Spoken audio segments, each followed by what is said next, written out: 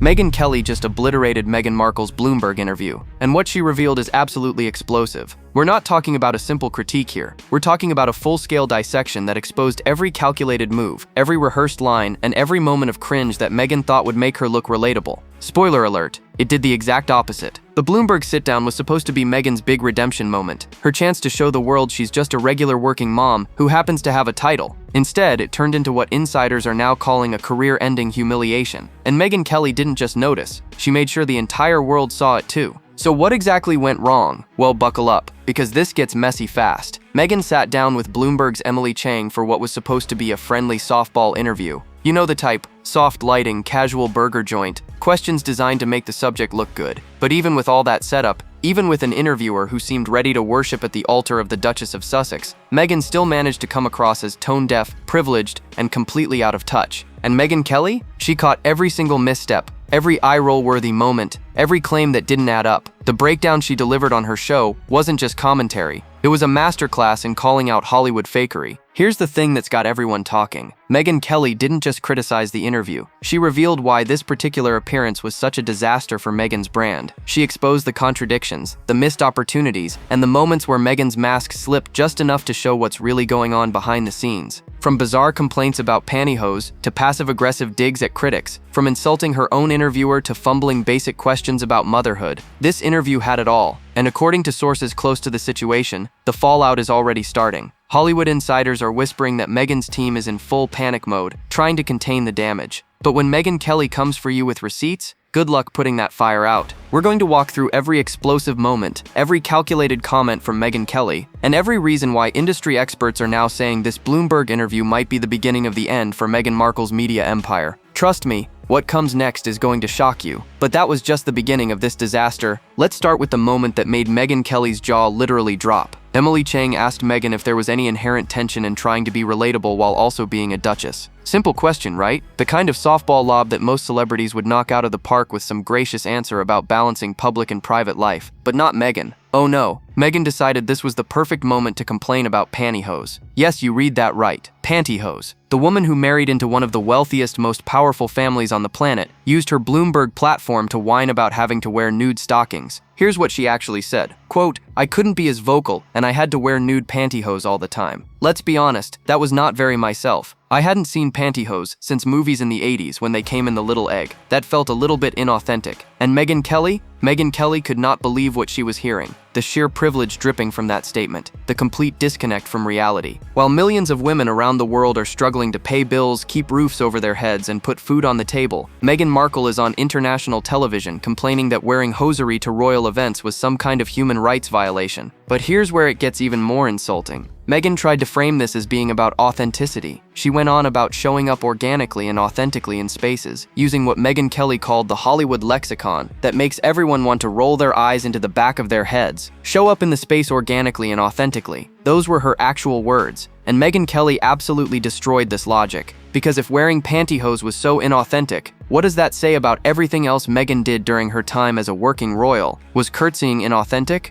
Was attending charity events inauthentic? Was accepting the titles, the money, the security, the palace accommodations? Was all of that inauthentic too? Sources close to the palace say this complaint about pantyhose is actually revealing something much darker about Meghan's mindset. Royal insiders have been whispering for years that Meghan never wanted to do the actual work of being royal. She wanted the fame, the platform, the connection to power, but the traditions, the protocols, the service aspect. Rumor has it she resented every second of it. And this pantyhose comment is just the tip of the iceberg. It's a window into a woman who viewed royal life as something that was constraining her, not as an opportunity to serve. And Megyn Kelly picked up on this immediately. She pointed out that millions of women wear things they don't love to work every day. Business suits they find uncomfortable, heels that hurt their feet, makeup they'd rather not bother with. But they do it because that's part of being a professional adult in the world. The reaction online was swift and brutal. Social media exploded with people pointing out that if pantyhose was Meghan's biggest complaint about royal life, maybe she didn't have it so bad after all. Meanwhile, reports are surfacing that Meghan's team was blindsided by how badly this answer landed. Word on the street suggests they thought the pantyhose line would make her seem down to earth and funny. Instead, it made her look petty, privileged, and completely tone-deaf. And according to industry insiders, this wasn't even the worst moment of the interview. Not even close, because what came next at that burger joint was about to expose something even more damaging. Now we need to talk about the moment that had Megyn Kelly absolutely fuming. The Smashburger moment. Emily Chang took Megyn to what was supposedly her favorite burger joint in Montecito, and during this casual lunch setting, she asked a perfectly reasonable question. When do you feel the least Duchess of Sussex? It was a setup for Megyn to say something charming, something that would make her seem normal and relatable. Instead, Megyn looked directly at Emily and said, "Oh my god, this woman here eating a Smashburger with you being asked these questions. Let that sink in for a second." Megyn essentially told her interviewer that sitting there with her made Megyn feel the least royal, and Megyn Kelly caught this immediately. She called it out as one of the most insulting, passive-aggressive responses she'd ever witnessed, because think about what that answer really means. Emily Chang flew to Montecito. She carved time out of her schedule. She came prepared with questions designed to make Megyn look good.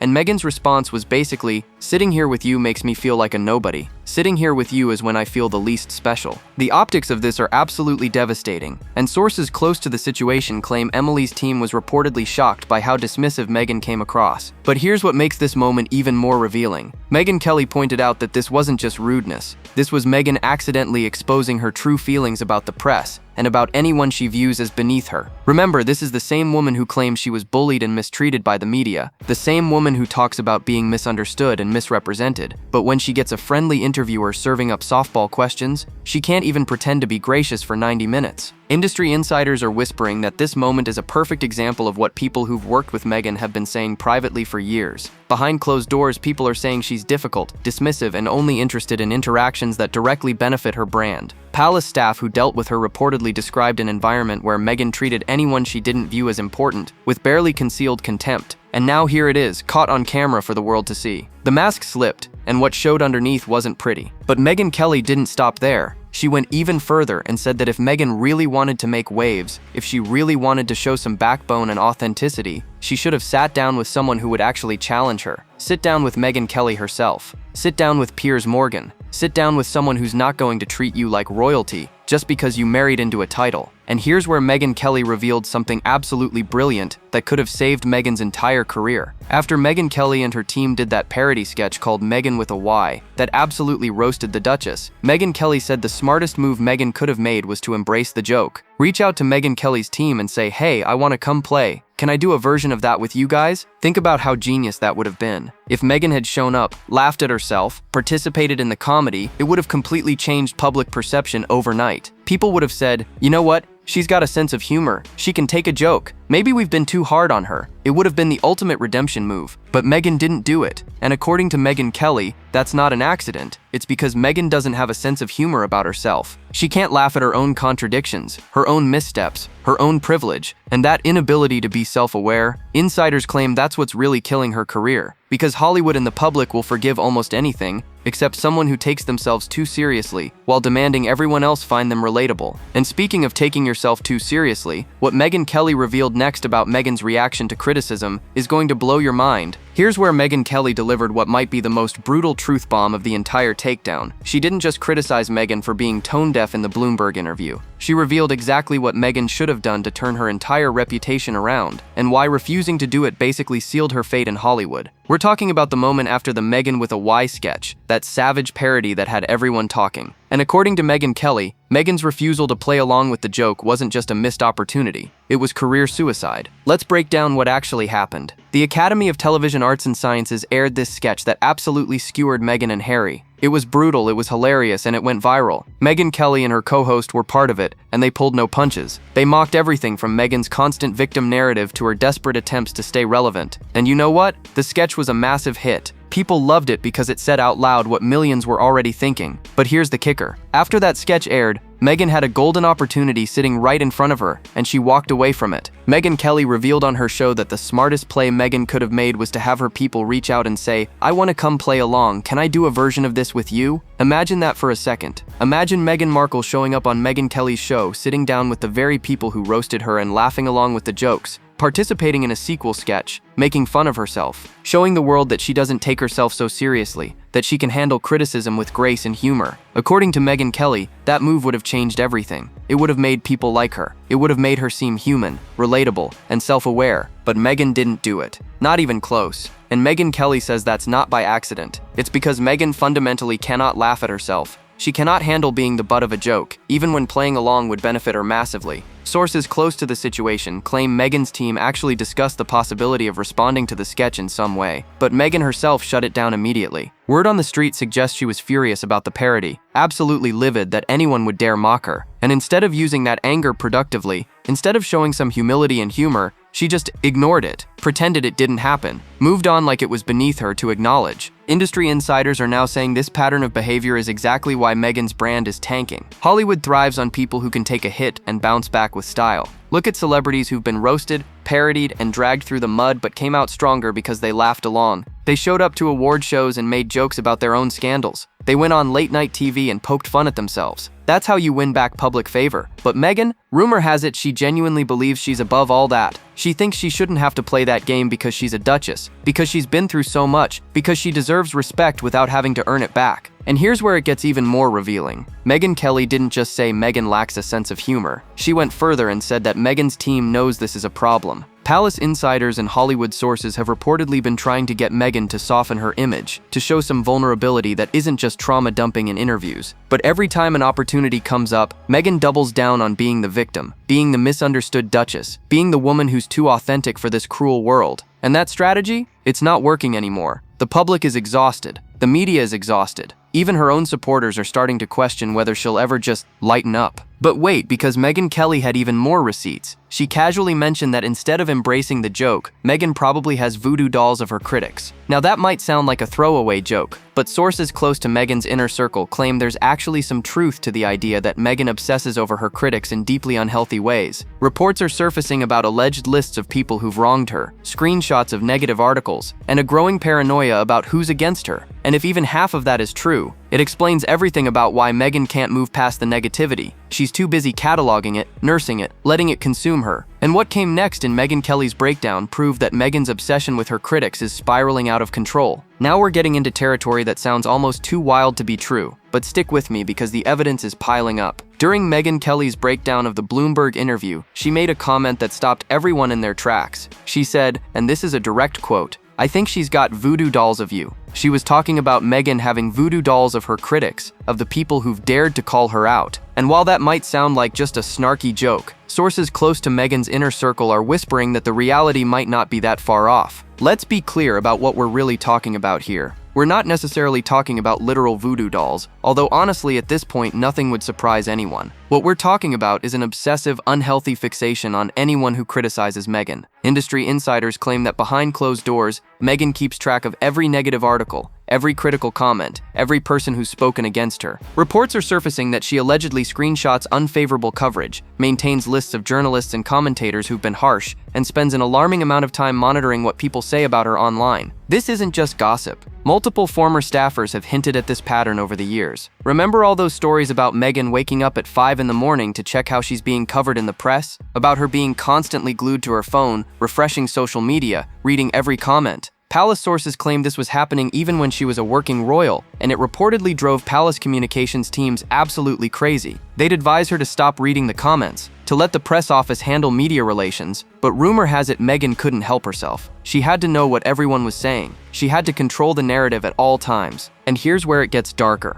According to people who've worked with her, this obsession doesn't just stop at monitoring, it allegedly extends to retaliation. Sources claim that Megyn has a long memory for anyone she perceives as having wronged her, and she doesn't let go ever. There are whispers about staff members who left her employment and then found themselves on the receiving end of coordinated negative briefings. Stories about journalists who wrote critical pieces and suddenly lost access to Megyn's camp entirely, along with rumors of pressure being applied to their editors. Nothing provable, nothing you could point to definitively, but enough of a pattern that people in media circles have started to notice. Megyn Kelly picking up on this and calling it out with the voodoo doll comment? That wasn't random. Megyn Kelly knows exactly what she's doing. She's been on the receiving end of Megyn's ire before. After Megyn Kelly criticized Meghan and Harry's Oprah interview, after she called out inconsistencies in their stories, Megyn Kelly reportedly noticed a shift in how certain outlets covered her. Suddenly there were more hit pieces, more negative angles, more coordinated attacks on her credibility. Coincidence? Megyn Kelly clearly doesn't think so, and neither do a growing number of people in media who've noticed similar patterns after criticizing the Duchess of Sussex. But here's what's really concerning industry insiders right now. This level of obsession, this inability to let criticism roll off your back, this need to monitor and control every narrative, it's not sustainable. Hollywood sources claim that Meghan's own team has tried to get her to step back, to stop reading the comments, to focus on the positive instead of fixating on the negative. But rumor has it she can't. It's become compulsive. And that's affecting everything from her mental health, to her business decisions, to her relationships with the few people who are still willing to work with her. The voodoo doll comment might have gotten laughs, but the truth behind it is actually pretty tragic. Sources close to the situation suggest that Meghan has created a prison for herself, where she's constantly at war with an ever-growing list of enemies, most of whom wouldn't even think about her if she'd just let things go. But she can't let things go. She has to respond, has to defend, has to make sure everyone knows she's the victim and they're the villains. And that brings us to one of the most revealing moments in the entire Bloomberg interview, where Meghan took a shot at her critics that Megyn Kelly absolutely demolished. Because Meghan tried to be clever, tried to throw shade, and it backfired spectacularly. Alright, buckle up, because this is where Meghan's passive-aggressive side came out in full force, and Megyn Kelly was ready for it. During the Bloomberg interview, Emily Chang asked Meghan how she handled the mixed reviews of her Netflix show With Love, Meghan. It was a fair question. The show got absolutely roasted by critics and viewers alike. The ratings were dismal. The social media reaction was brutal. So how did Meghan respond? Did she show humility? Did she acknowledge that maybe the execution wasn't perfect? Absolutely not. Instead, she went on the attack. Here's what Meghan actually said.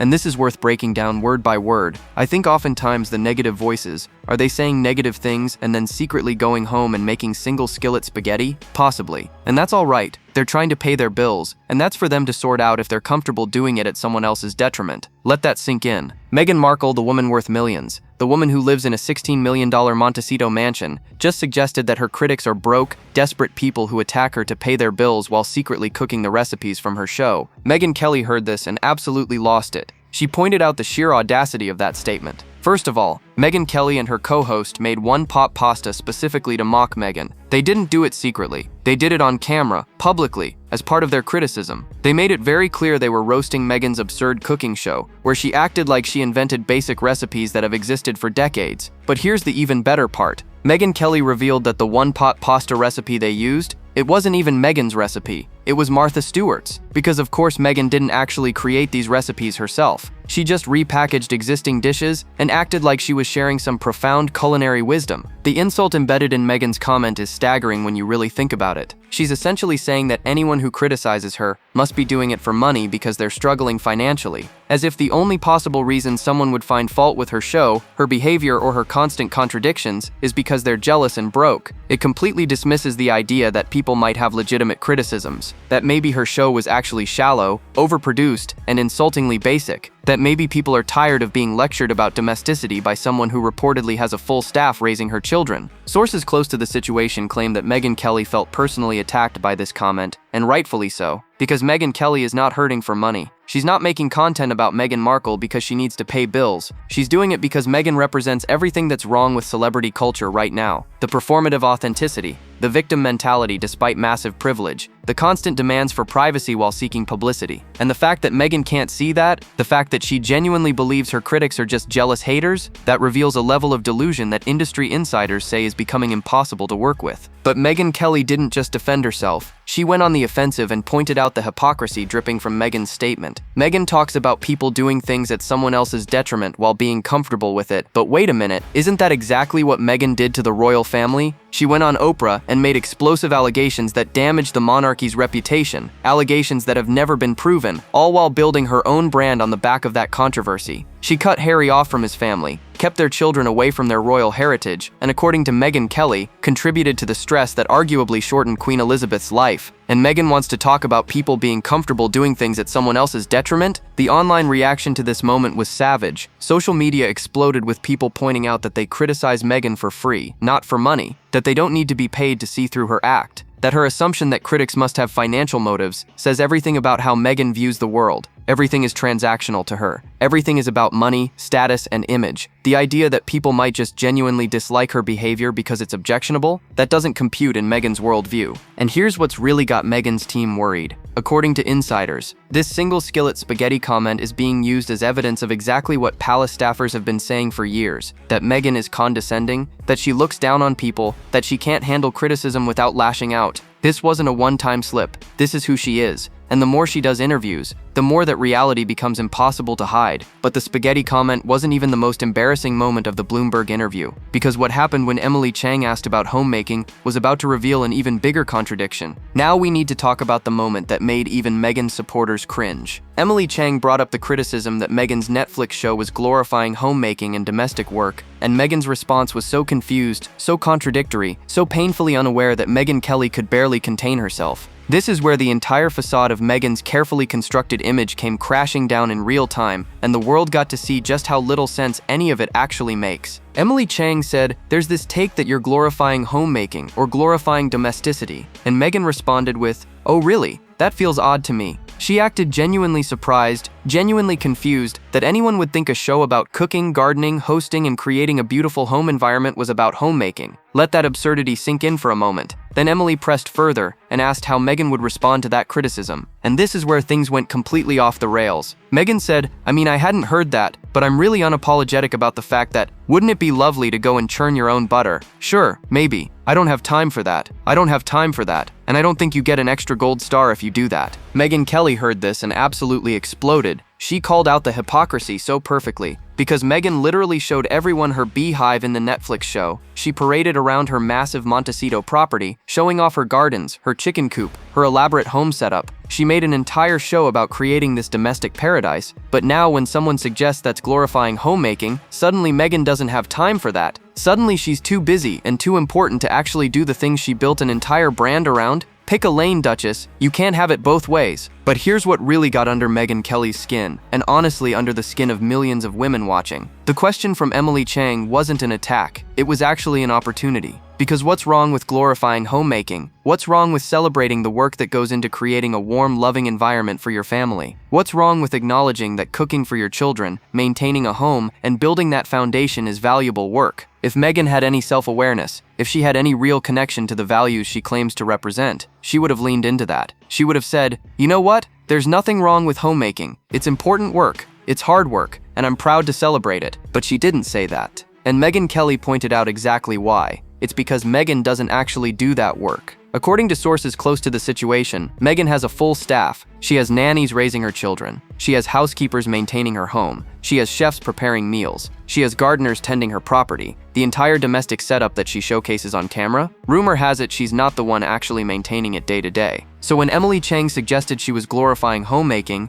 Meghan couldn't defend it authentically because she doesn't actually know how hard that work is. She doesn't live that reality. She just performs it for the cameras. Megyn Kelly made this point brutally clear. She said if Meghan were really raising her kids, if she were really doing the work of homemaking, she would know it's the hardest job on the planet. She would know you never get time off. She would know it's exhausting, demanding, and undervalued. And she would have passionately defended it, instead of dismissively saying she doesn't have time for churning butter. That response, that flip dismissal, revealed everything. It showed that Meghan actually does look down on domestic work, just like her progressive interviewer Emily Chang clearly does. They both think it's beneath them. They both think it's something to be condescending about. And that's exactly why Meghan couldn't give a genuine answer. Industry insiders are whispering that this moment is a perfect encapsulation of Meghan's entire problem. She wants to be seen as relatable and down to earth, but she can't fake it convincingly because she's so far removed from regular people's realities. She wants credit for celebrating homemaking without actually doing the work. She wants to be the voice of working mothers while having staff handle the actual labor of motherhood.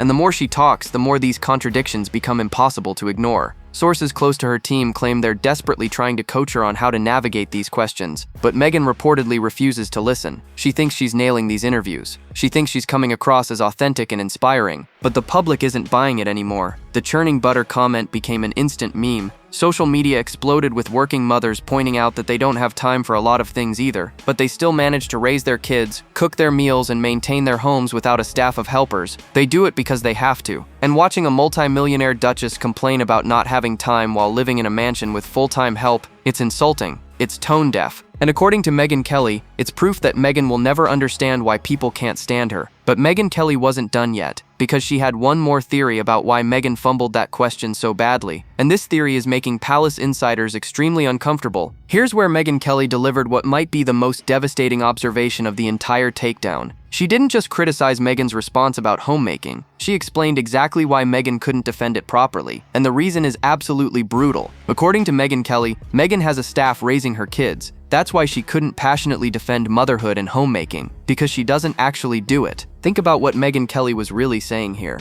If Meghan were genuinely hands-on with Archie and Lilibet, if she were really doing the day-to-day work of parenting without massive help, she would know instinctively that it's the hardest job in the world. She would have jumped at the chance to defend homemaking and motherhood as valuable, exhausting, essential work. But instead, she fumbled. She deflected. She made a joke about churning butter and moved on as quickly as possible. And Megyn Kelly says that's because Meghan genuinely doesn't understand what Emily Chang was even asking. She doesn't have that lived experience to draw from. Sources close to the palace have been whispering about this for years. Reports surfaced during their time as working royals that Meghan and Harry had an extensive staff caring for Archie. Even after they moved to California, insiders claim the children are primarily cared for by nannies, while Meghan focuses on her brand, her deals, her media appearances. Now, having help as a parent isn't inherently wrong. Plenty of wealthy people have nannies. But the problem is Meghan's entire brand is built on being a relatable working mom, and if you're not actually doing the work, that brand falls apart fast. And what Megyn Kelly revealed next about Meghan's attacks on the royal family made this hypocrisy even more infuriating. Megyn Kelly didn't let anyone forget the ultimate hypocrisy in all of this. During the Bloomberg interview, Meghan talked about critics being comfortable denigrating people and doing things at someone else's detriment, and Megyn Kelly's response was absolutely savage. She said, and this is a direct quote, "Yeah, I do feel comfortable denigrating people, and they deserve it." But then she went further. She reminded everyone exactly what Meghan did to the British royal family. Megyn Kelly brought up something that Meghan's defenders desperately want everyone to forget. Meghan went on international television and essentially called an entire country racist. She made explosive allegations against the royal family that damaged their reputation globally. And according to Megyn Kelly, the stress of that betrayal contributed to the deaths of Queen Elizabeth and Prince Philip. Now that's a strong claim, but the timeline is undeniable. The Oprah interview happened. The constant media attacks continued. The Queen and Prince Philip, both elderly and dealing with health issues, had to watch their family being torn apart publicly.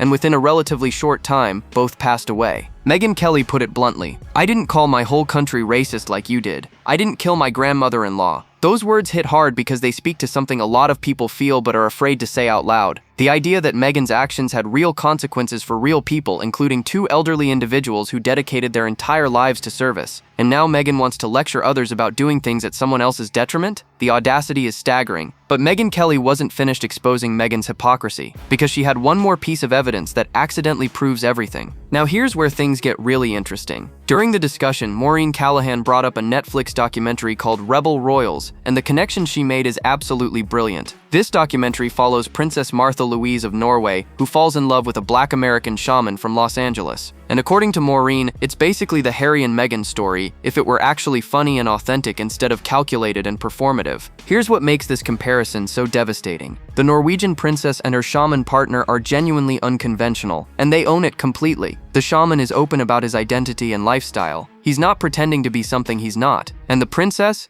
She's divorced, she's got 3 daughters from her first marriage, and she's bringing this eccentric American into the Norwegian royal family while being completely transparent about how unusual the whole situation is. They're not trying to control the narrative or manufacture relatability. They're just living their reality, as messy and complicated as it is. Maureen's point was crystal clear, and Megyn Kelly agreed enthusiastically. This is what actual authenticity looks like. Not Meghan's version where everything is carefully staged, every word is calculated, every appearance is designed to craft a specific image. The Norwegian couple is genuinely being themselves, flaws and all. Meanwhile, Meghan talks endlessly about being authentic while clearly performing every single moment. She's the theater kid who found the biggest stage possible and never stopped acting. And that contrast? It exposes everything about why people can't stand Meghan. She's not real. Sources in the industry claim this comparison resonated because it's undeniable. When you watch actual authenticity next to Meghan's manufactured version, the difference is glaringly obvious. And that brings us to the ultimate question everyone in Hollywood is now asking. So where does this leave Meghan Markle after Megyn Kelly's brutal takedown of the Bloomberg disaster? According to industry insiders, the answer is not good. Not good at all. Sources close to the situation claim that behind closed doors, Hollywood elites are privately admitting what they can't say publicly. Meghan's brand is unsalvageable. The Bloomberg interview was supposed to be a safe, friendly platform to rebuild her image, and she still couldn't pull it off. Reports are surfacing that major networks and streaming platforms are backing away from Meghan projects. The enthusiasm that existed a few years ago when she and Harry first signed their Netflix deal, that's completely evaporated. Executives are whispering that Meghan is too difficult to work with, too controlling, too tone-deaf to what audiences actually want. And after this Bloomberg appearance proved she can't even handle softball questions without revealing her privilege and contradictions, the appetite for giving her more chances is basically gone. Financial insiders claim the fallout is already beginning. Rumors suggest that certain brand partnerships Meghan was counting on are quietly dissolving, that investors who were interested in her lifestyle ventures are pulling back, that the commercial value of being associated with the Duchess of Sussex has dropped dramatically, because at the end of the day, Hollywood runs on one thing: money. And Meghan isn't making anyone money anymore. Her Netflix show flopped, her podcast failed, her public appearances generate mockery instead of admiration. The bottom line, Megyn Kelly didn't just criticize an interview. She exposed the fundamental problem with Meghan Markle's entire existence in the public eye. She can't be authentic because she doesn't know who she is beyond the performance, and audiences are done watching the show. So what do you think?